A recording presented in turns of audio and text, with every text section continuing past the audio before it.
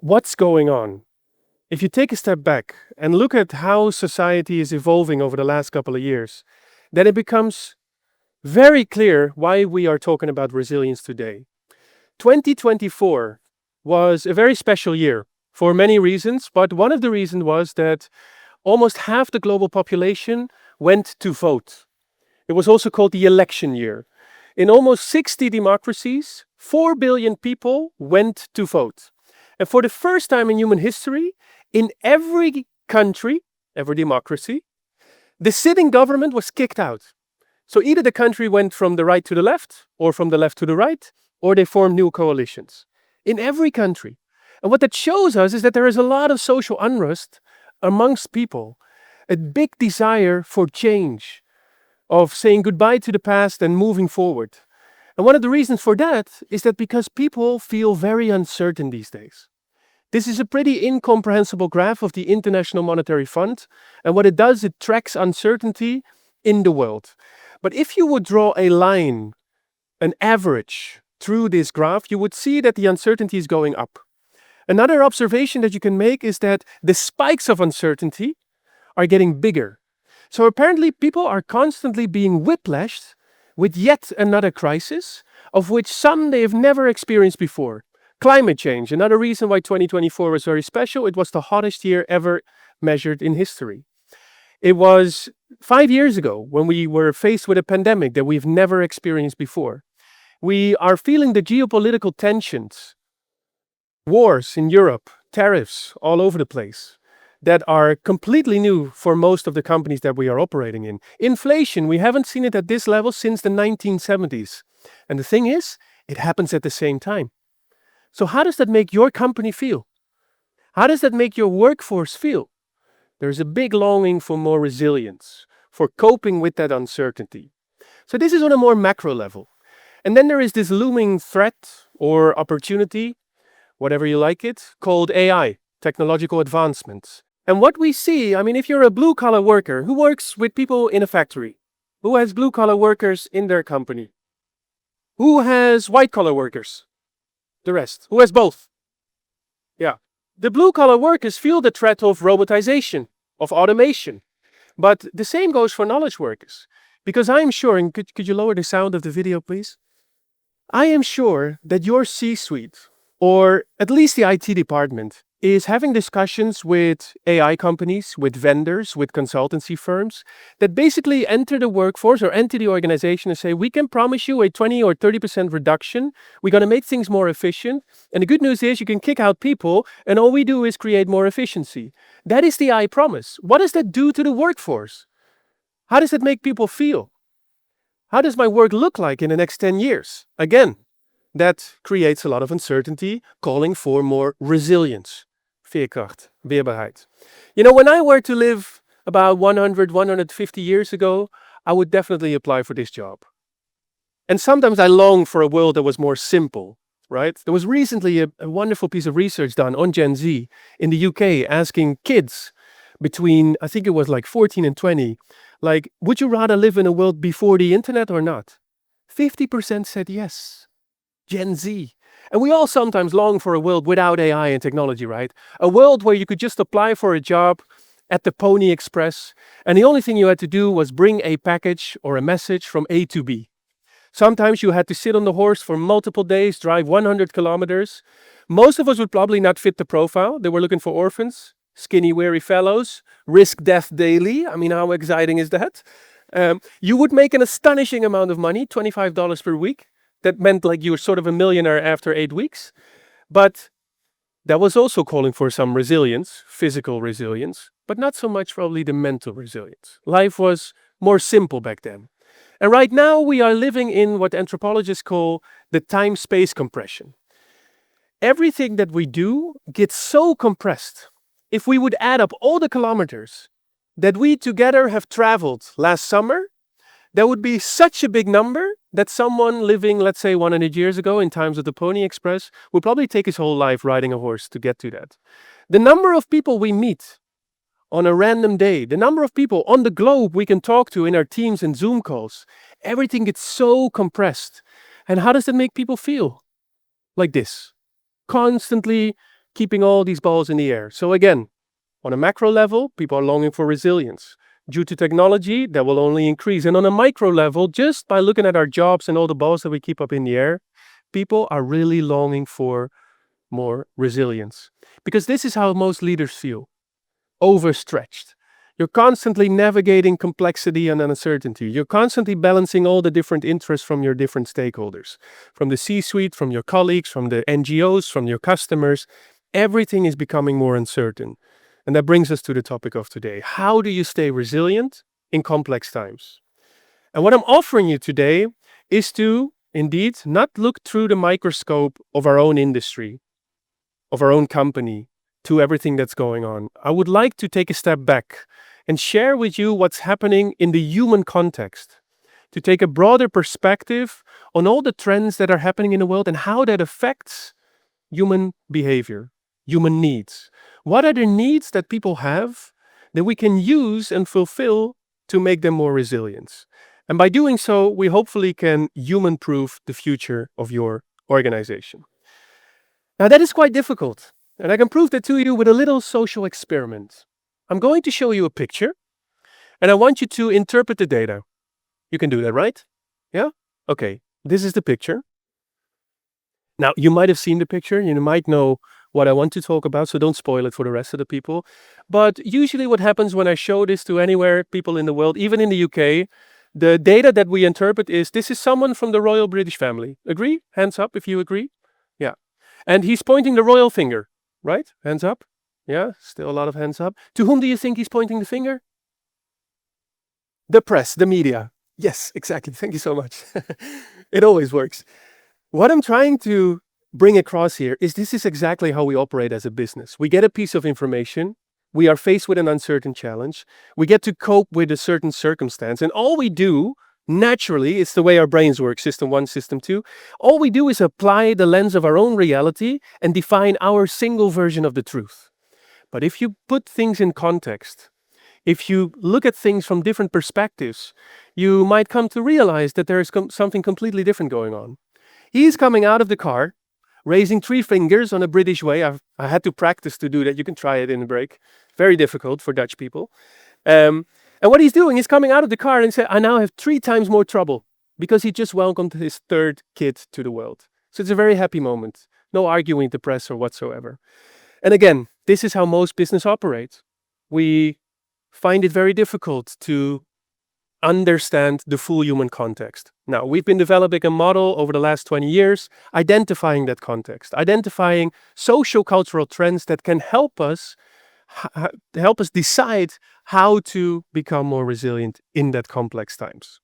So what we're going to do is offer you 3 big insights, 3 big human needs that once fulfilled will make people feel more resilient. All I'm sharing with you is based on a lot of academic research from the social sciences, anthropology, sociology, psychology, and a lot of more popular research and experience with companies who are really good in tapping into those strategies already. So let's start with the first one. Social ties, not a little experiment. What do you feel when you look at this picture? What do you feel? Disconnection, right? Something is wrong here. We human beings are wired for connection. We can smell it from a distance. We can see it in an instant. We know exactly that something is wrong here, and it's not just the food. Something is wrong here. We human beings are social creatures. If you look at the evolution of our species compared to other species here on this beautiful planet, then the reason that we are surviving and that we are so strong and adapting is because we are connected. It's because of our shared humanity. And this has been researched by lots of academics, but one famous researcher from the Harvard University is Robert Waldinger. And he's responsible for the longest study on human happiness. For almost 100 years, his team, they're not all 100, generations of his team, have been researching people from all ranks of society. From Harvard University students, to plumbers, to dentists, to school teachers. He has been interviewing homeless people, divorced people, suicidal people, alcoholics, all kinds of people. And he was tracking, what do these people do? How old do they get? And how happy do they find their lives? And what he figured out is the people that live longest, most happy, are the ones that have the best social connections. He figured out that being lonely equals smoking 15 cigarettes a day. Loneliness kills people. Connection makes you old and happy. And this research has been replicated in many shapes and forms, amongst the many by Susan Pinker. And what she figured out is that there are actually two types of relationships and connection that you can make. One is the close social relationships. The relationship you have with your partner, with your family, with your dog, your cat. But the more important part of having a connection is the social integration. That means, how socially integrated are you at the schoolyard, in your street, at the sports club, and at work? A place for connection, a place where people naturally come together to strive for that objective or ambition that you have as an organization. However, this is under pressure. We'll get to that later. But to me, it doesn't come as a surprise that one of the biggest things that people do with AI is fulfilling the need for companionship, for connection. The shocking thing about this, so there was a piece of research done, like what are the top 10 things, top 100 things that people do with AI? Number one, therapy and companionship. So apparently, we are shit scared to talk about this with our partners, our loved ones, or the people at work, and we go for AI to get a piece of advice. Now, in psychology, there's a whole discussion going on about the downside effects of this, getting advice from AI. But we do see this is happening, and it shows us the importance of connection. Now, we are very connected, aren't we? I mean, we all have the app, we can all connect to each other, so we are all connected, is that? So as much as we have connections in the online world, it seems that people feel very disconnected. And especially amongst youngsters, there are some worrying figures about the experienced loneliness that people have. And even more interesting, if you compare young people of today with young people of the past, is that young people of today know that they are lonely, they are aware of the loneliness epidemic, and yet they decide to spend most time alone. If you ask young people, Gen Z, when you feel alone, what is it that you're going to do? They come up with activities that they do alone, which, makes me feel a bit sad sometimes. So how did we end up here? What's going on here in society? Why is it that such a big human need is under so much pressure? Why is it that the thing that is going to make us live long and happy is something that we decide not to engage with? There are three big forces at play here. One is individualization. Increasingly, and that has to do with the wealth we experience today, is we have the implicit feeling that we don't need each other anymore. You are responsible for your own happiness. As long as you work hard and play hard, you will be happy. So the focus went from an attention on we and the collective to an individual me, myself, and I focus, individualization. A lot of young people choose to be single and stay single. A lot of people leave the workforce and start to work on their own as a freelancer. So individualization is happening. The second trend, polarization. We feel we live in a very polarized society. 64% of people feel that you can't have a constructive debate with the other. Christmas is coming up. You will all sit around the Christmas table. I'm sure that many of you have topics which you cannot talk about with your mother-in-law or your family-in-law. Is that right? Who has that? I have that. It starts with the dinner already, right? Are we eating meat or not? It can be such a discussion if Gen Z sits at the table as well. All right. Number 3, digitization. We are very connected but disconnected. We operate in a hybrid world. So how connected are we in the organization? And I'm sure you are all trying to get people back to the office, right? And we by now know exactly that, staying at home, working very productively on a focused task can maybe be better done alone. But coming together, working on innovation and creativity and on culture is something that you do when you can also touch and smell each other at the office. And increasingly we see that the office gets a completely different function. You now need to create FOMO, the fear of missing the office. You need to create all kinds of activities to make sure that people come back and make that connection.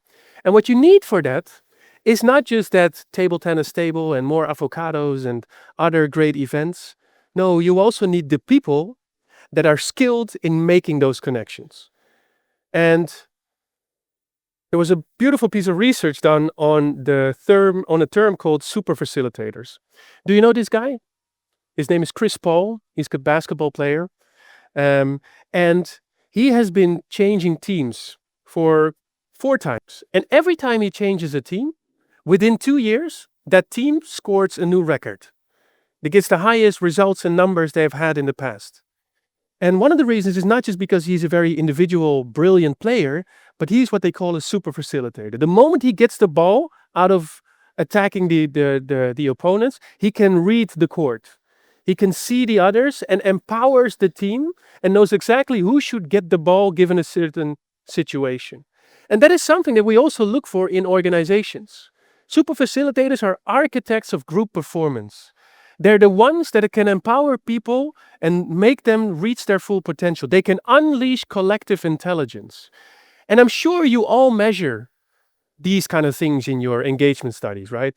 In your annual survey. How well does your leader recognize your potential? Do you know where you stand with your leader?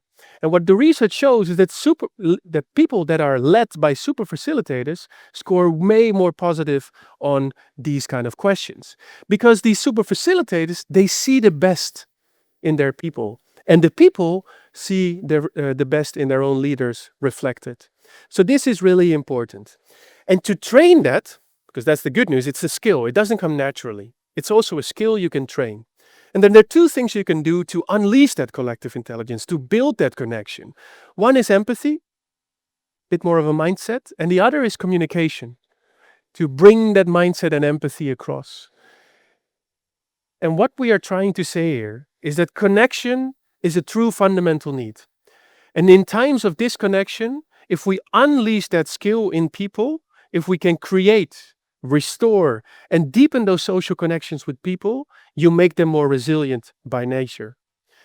Now, how do you do that? How do you create, restore, and deep social connections? There are many ways, but one is think of that super facilitator skill. How can you make your teams more empathetic? How can you increase their communication skills so that they connect naturally better with others? We don't walk around in the office anymore. We sit behind our Zoom calls. So how many interactions do we have? Can we still unleash people to look out for the other?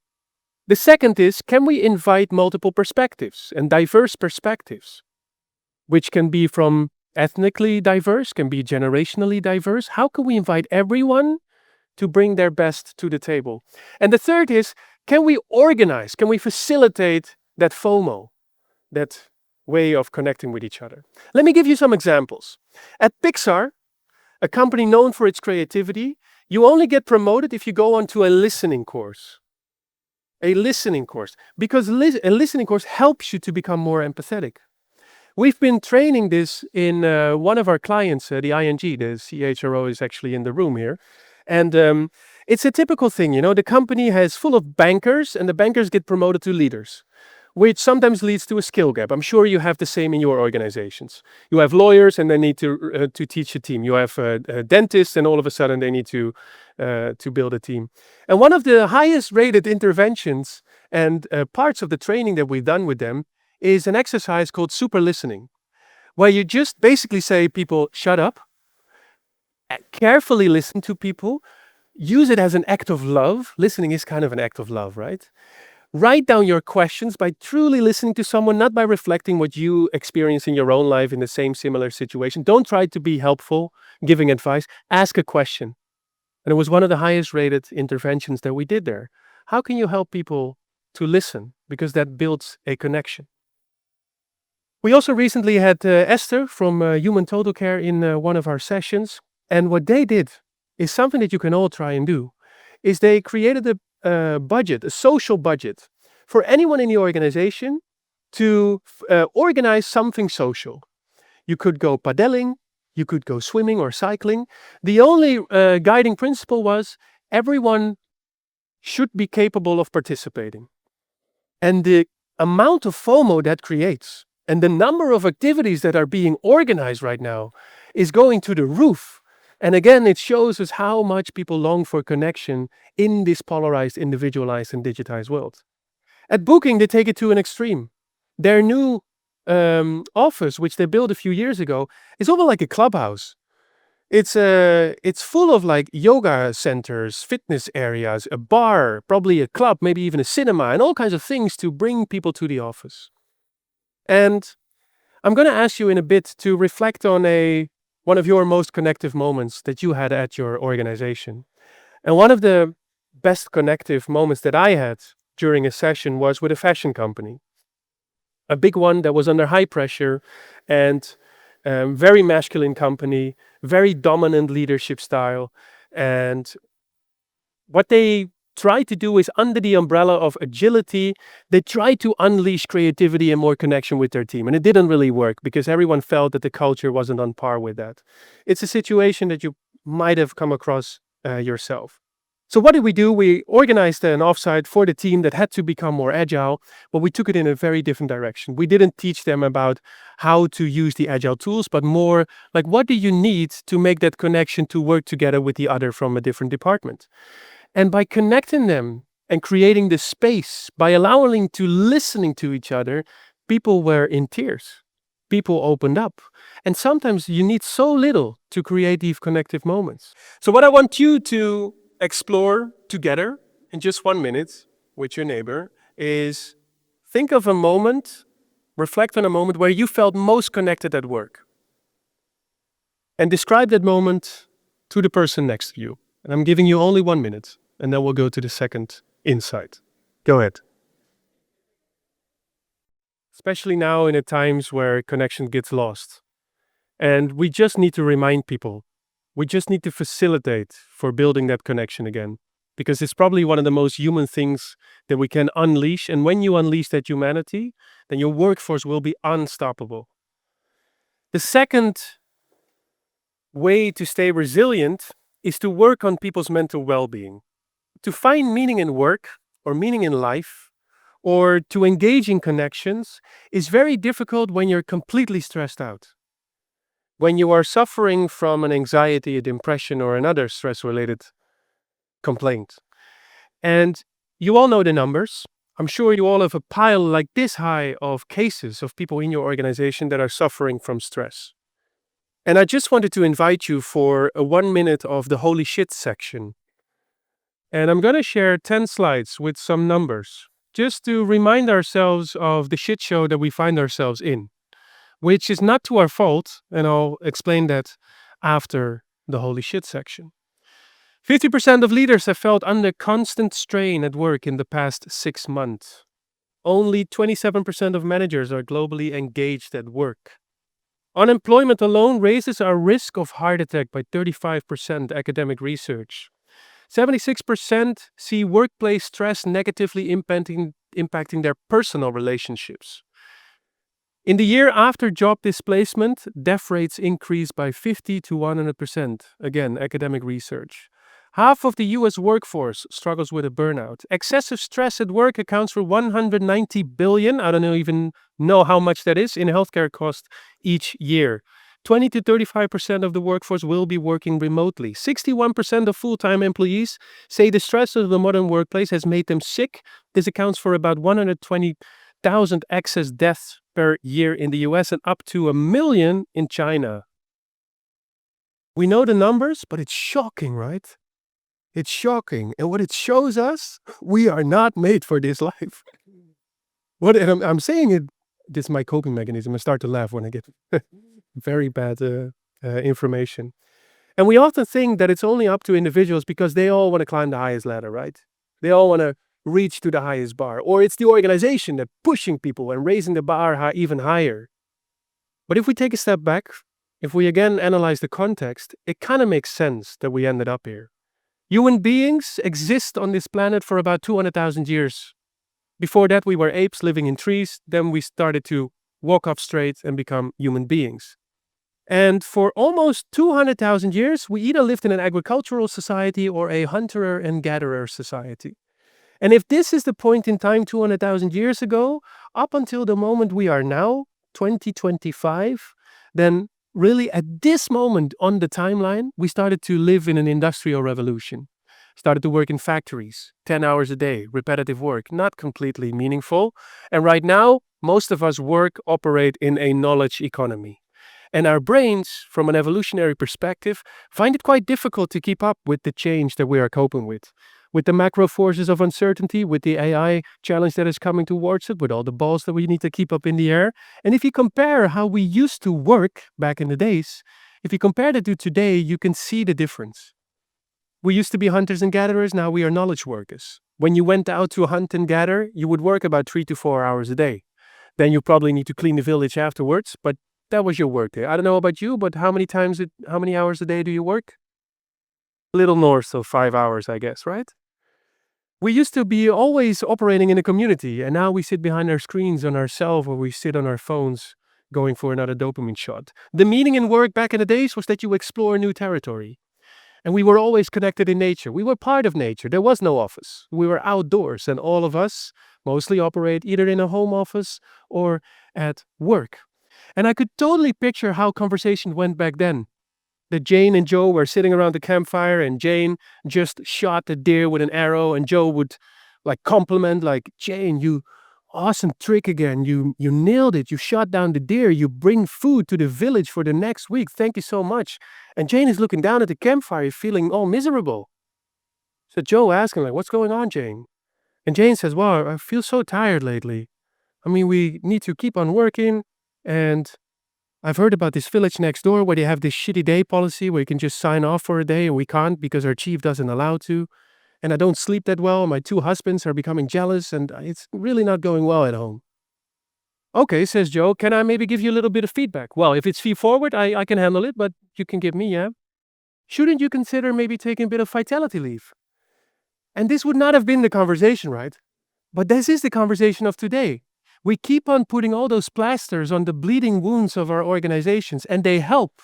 And we need to organize for that. But we also need to discover what that wound is about.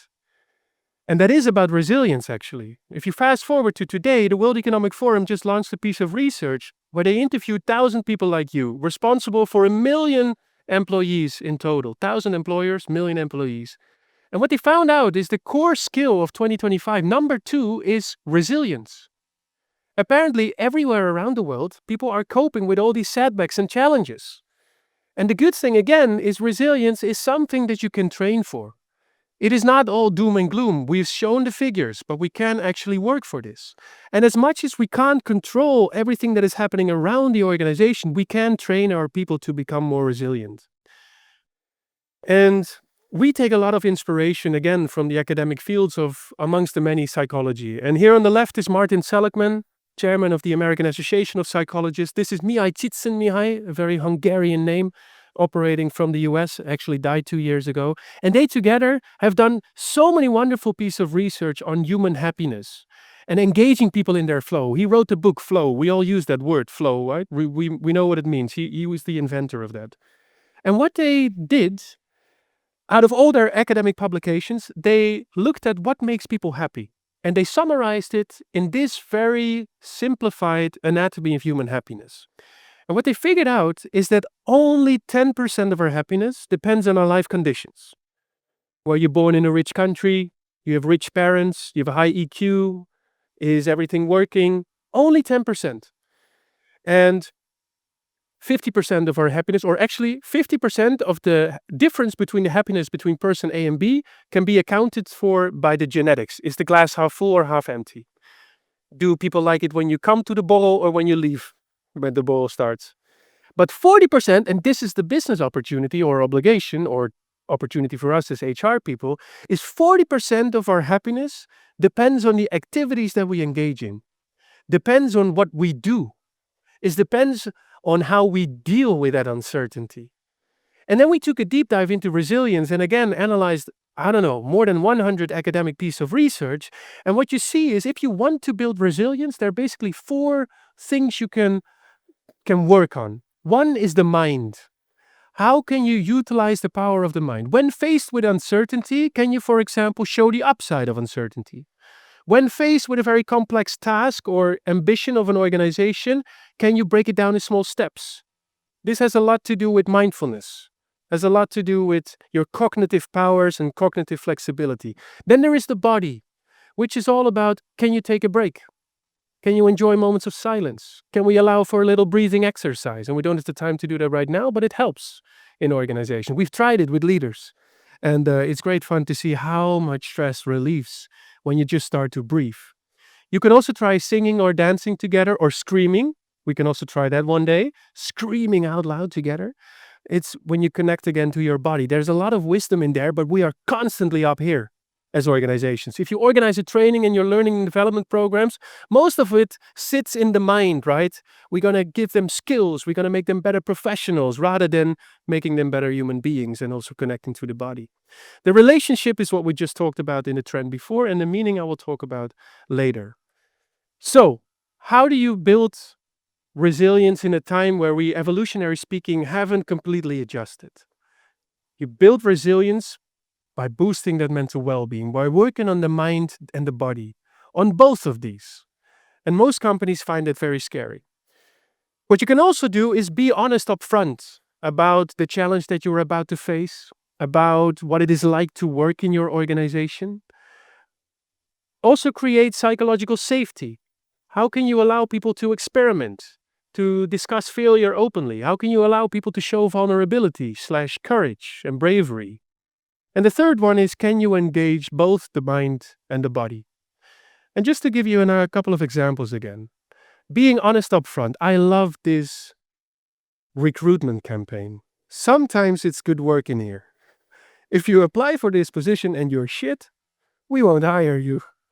I mean, compare that to your own recruitment campaigns. We sort of like to paint beautiful pictures about what it is like to work at our organization, right? And then when Gen Z enters the workforce, we complain about the fact that they're not really adjusting. What if we are honest up front? What if we teach them, Gen Z, or any person that enters our workforce, what it is like to work in our organization? How do we define stress, or fun, or silence, or space in our organization? How can you create psychological safety? At W.L. Gore, they make Gore-Tex, which you find in the fabrics of your running shoes and outdoor apparel. They organize these fuck-up Fridays, where you allow to share your biggest fuck-up of the month. And the openness to laugh about it, make a joke about it, to show that you experiment and try to grow and you don't always fail. That is very human. That creates lots of psychological safety. You know, giving everyone the mindfulness app helps, right? That you give your headspace for free to all your people in the workforce. But you can also take it to a more extreme thing. I think many of you have a mindfulness room already in the organization. We recently organized an event where we had 100 leaders going to a more of an embodied experience. And the people that we hired to engage with this audience was Sanctum. It's actually a company founded here in Amsterdam. They now operate in different places around the world.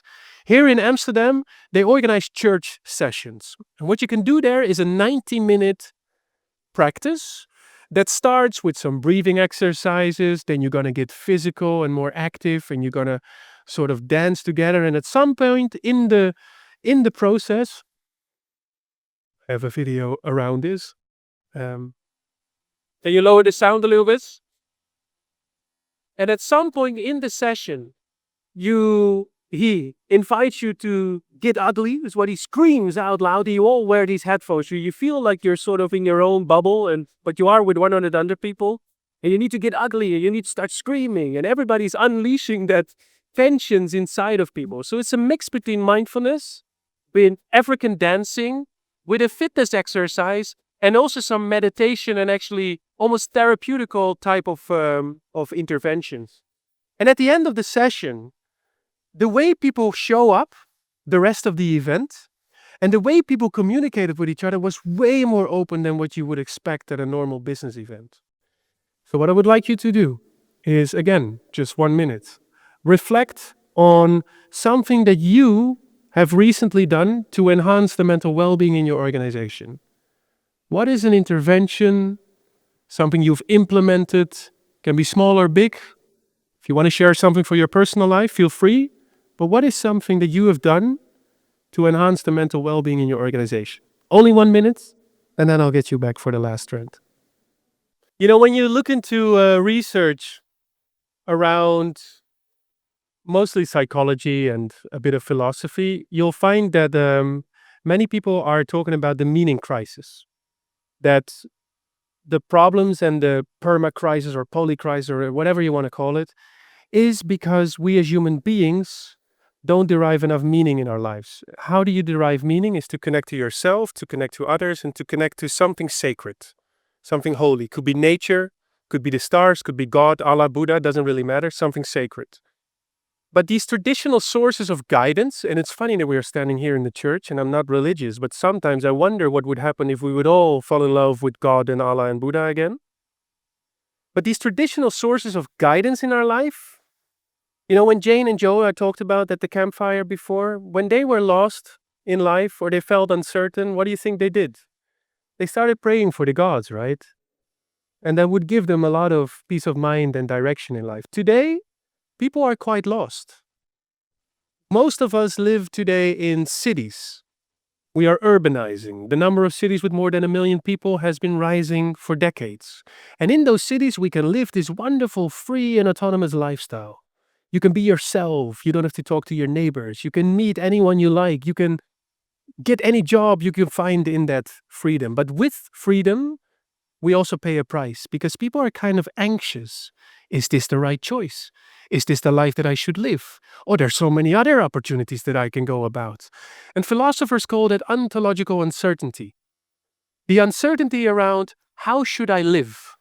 Now the answer to that, how do I live? We increasingly try to come up with the answer on an individual level. And the world is more individual. I mentioned that before, but we also see it in the number. Individualization is happening all across the globe. Collective traditions of sitting around the kitchen table with your small community after a days of hard work or hunting, that fades. Sitting together in a religious place is also getting lost. What we now do, if we want to get guidance, we go to the foodies, or the fit boys, or the finfluencers, oh my God. Or we call the coach, or the relationship therapist. There's a coach for your dog, there's a coach for your loved ones, there's a coach for everything. Actually, the number of coaches is growing by 20% a year. One of my researchers, he came up with a website of a decision-making coach that can help you prioritize and make decisions in life. It's incredible where we are getting, right? And what it shows us is that there is a big need for guidance. People like it when the organization tells them, hey, this is our purpose, this is our vision, this is the way we go. This is how we work and collaborate here in this organization, this is how we create connection. Give guidance to people. And the uncertainty, we also see that in the corporate environment. There was a wonderful stat coming out the other week showing that 76% of S&P 500 companies are citing uncertainty in their earning calls, which is up from 37% in the 3 months prior. Now, I could read that in many different ways, but one piece of me says, how wonderful that this organization gets the vulnerability and openly tells the investors, hey, it's uncertain out there. We're not really sure. I think that's worthy of praising. The other side of me says, how would this come across to your own people? If you say we operate in an uncertain environment and you see the AI consultants walking around in the organization, I wonder what that does to people's self-determination. And self-determination is a theory, again, from psychology that says that the more autonomy and competence and mastery you give to people, in other words, the more people are empowered and feel in control over their lives, the happier they are.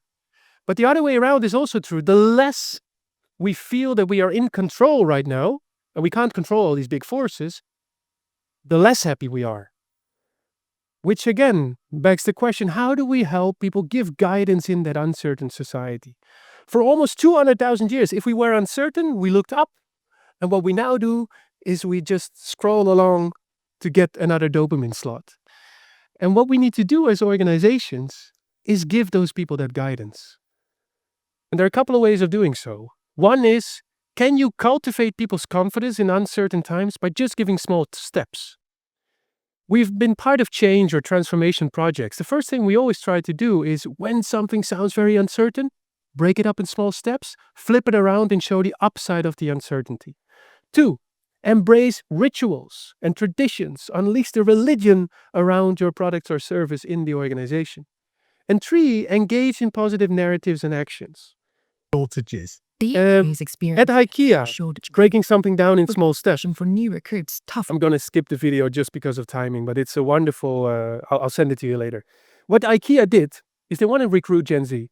And one of the things that Gen Z finds very scary is they can't guess what it is like to work at an organization. So what IKEA did is they opened up IKEA stores in Roblox. It's a gaming world. You could actually flip burgers and bake Swedish meatballs in the Roblox IKEA, and you would get paid for it. In Roblox. I find that amazing. So all kinds of Gen Z influencers said how fantastic it was. Thousands of people tried to apply for the job in Roblox, and some actually also applied to work at IKEA in reality, breaking uncertainty down in small steps, allowing people to enter it with confidence. Embracing rituals. At Starbucks, they have these coffee tasting rituals, which makes sense because the people like coffee. But you can do the same thing in your organization. There is probably a passion in the organization where you can unite people around. Make it a ritual. Every last Friday of the quarter of the month, we come together and celebrate the profession that we're doing. Bring people together around rituals. Build positive narratives. There is a company in the US, CVS Health, and basically like the Ethos and the DA in the Netherlands, the drogist, the pharmacy store. They have 25,000 stores. And they were going through some stormy weather, and they decided to create a new purpose, and they said, we are all for health, but we do still sell cigarettes. So what does the workforce feel? That the purpose is not authentic. And that's a problem that at least half of you have here in the organization. We have a new purpose. We didn't completely check with all our people. So the purpose should give guidance, but it feels uneasy for people. It feels uncomfortable. It feels not authentic enough. So what the company decided to do is say, okay, we're going to delete, we're going to erase, we're going to skip the whole 2 billion revenue business of selling cigarettes. What do you think that did to the stock price? It went up. It went up. Because it's good for the reputation. It hires new people.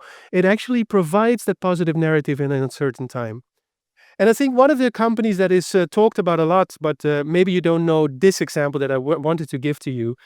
Speaking of positive narratives, Patagonia's purpose, if you want to give guidance to your people, is save home planet. It's quite an ambition, right? And to show that they are true to themselves, they have installed a bailout policy. So if you start to protest against climate change, if you glue yourself to a company, if you're going to sleep on a highway because you are serious about climate change and you get caught by the police in the US, you have to sometimes pay a piece of money to bail you out. This company has budget to do that. How amazing is that? How serious is that? And how much guidance can you give to people by saying that? There is a card underneath your chair, 3 actually. They have colors that correspond to the trends that we've discussed. And I would like to ask you, what we did is we looked at the complex society. We looked at the uncertainty on a macro level, on a technological level, but also on a micro level, with all the balls keeping up in the air. And it shows that there is this big need for staying resilient in complex times. How do you build resilience? 3 things. 1 is build connection. 2, build people's mental well-being. And 3 is give that guidance. What do you think is the most promising trend that you've heard today? What is the number 1 if you have to make a decision and put your budget on one of these 3? Raise the card that you think is the most important one. Oh, that's a fair and equal split. Mostly connection, I get that. A lot of green as well. That's exciting. It's also the newest one, and some pink as well. I would say 60% red and then 30-20. So that doesn't add up to 100, but close to it. All right. And what we have shown you is basically we talked about humanity. We didn't talk about that business language that we often go by about growth and performance and private equity ratios and shareholder value and all that numbers games and language that is often used in the C-suite. We really talked about humanity. And my wish for you is that when we unleash that humanity in people, we can make people unstoppable and achieve all those objectives in that uncertain time. So staying resilient, through these 3 trends is hopefully going to give you the guidance to succeed in the near future. Thank you very much.